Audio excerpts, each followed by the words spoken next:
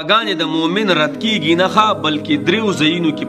دا قبلیږي دعاګانې یعنی زه دعا کوم او یاره زما دعا قبلیږي نه خاص کر زموږ دا تورسرې وایي او زموږ چې کوم نارینه دي هغې هم وایي یاره چې وایي دعاګانې کوو دعاګانې نه قبلیږي او وظیفې کوو او ختمونه کوو وختي مې ورنګ راغلی یاره چې دعا مې نه قبلیږي نو جناب د مؤمن دعا رد کیږي نه قبلیږي ښه خو دا قبلېده دا اثرات په دریو ځایونو کې ښایي په دریو ځایونو کې یا ګوره یا خو تا ته چې ته څه وایې خدای پاک ماله دا راکړي ما زما دا مسله حل کړي الله هغه مسله حل کړي صحیح ده یو خو دا شو صحیح شو ستا هغه مسله حل شي یو صورت د دعا د قبلېدو دا دی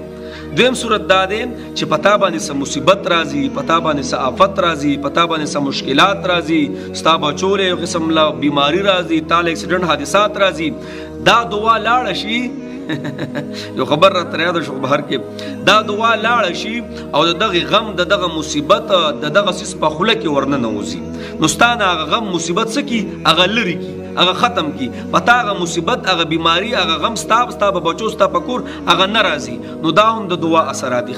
او دریم دعا کوم ځکه قبلیږي دریم دعا هغه ده چې هغه به تعالی په جنت کې د دعاګانو بدل درکړي جنت کې به چې انسان کله ورشي وي خدای پاک دا مقامونه ته مال په کم عمل باندې راکړي دا څومره لوی مقام ته عمل راکړي څومره جنتونه ښایسته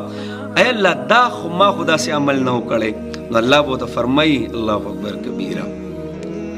دا به تا هغه دعاګانې غوښتې نه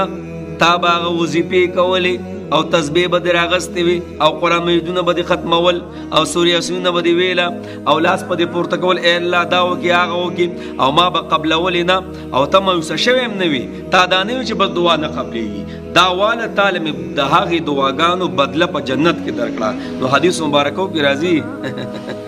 وای دا انسان وو چې ای خدایا کاش په دنیا کې مې یو دعا نه وي قبول شوې چې ټولې دلته کې قبول شوې وي